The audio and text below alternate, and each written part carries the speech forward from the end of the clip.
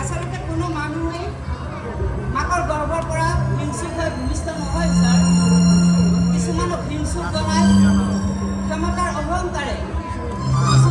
হিংসুক সজাই লালসায়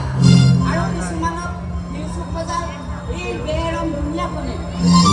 আমি তন্ত্ৰৰ নিৰ্দেশনত আমাক পুতলা হৈ নাছে আমাৰ আইন আৰু এই আইনৰ ওচৰত ন্যায় খুজি খুজি যেতিয়া কোনোবাই হাৰি যায় তেতিয়া কোধৰ পৰিচালনাত বলিয়ান হৈ সেইবোৰ মানুহ বৰ হিংসুক হৈ যায় বৰ হিংসুক আইন প্ৰশাসনৰ ওপৰত জনসাধাৰণৰ বিশ্বাস একেবাৰে নোহোৱা হৈ গৈছে ইয়াৰ কাৰণে জগৰে আমি ছাৰ আমাৰ ছিষ্টেম এই থানাবোৰ একো একোখন পাপেট থিয়েটাৰৰ মঞ্চ আগৰ আধুনিক শাৰীত নাচিবলৈ আমি একো একোটা নিৰ্জীৱ পুতলা পুতলাৰে যেনেকৈ পুতলা নচুৱাই ঠিক তেনেকুৱাকৈ ওপৰ মহলাৰ পুত্ৰদৰ বিষয়াবৰ্গ আমাকো নচুৱাই ছাৰ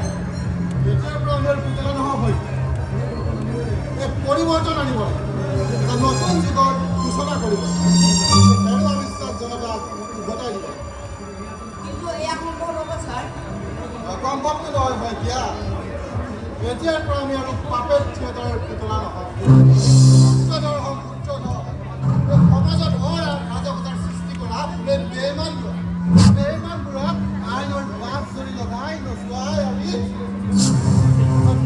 সমাজ প্ৰতিষ্ঠা কৰিব ছাৰ আৱেগৰ বশৱৰ্তী হৈ আপুনি যিকোনো সিদ্ধান্ত ল'ব ছাৰ এই দুনিয়াখন বৰ জটিল এই গভীৰ চাকৰিৰ প্ৰতি আপুনিও যদি কেতিয়াবা হেৰাই যায় ছাৰ লাভের নয় এর মধ্যে ব্যাপার চূড়ান্ত অন্যায় দুর্নীতির বিরুদ্ধে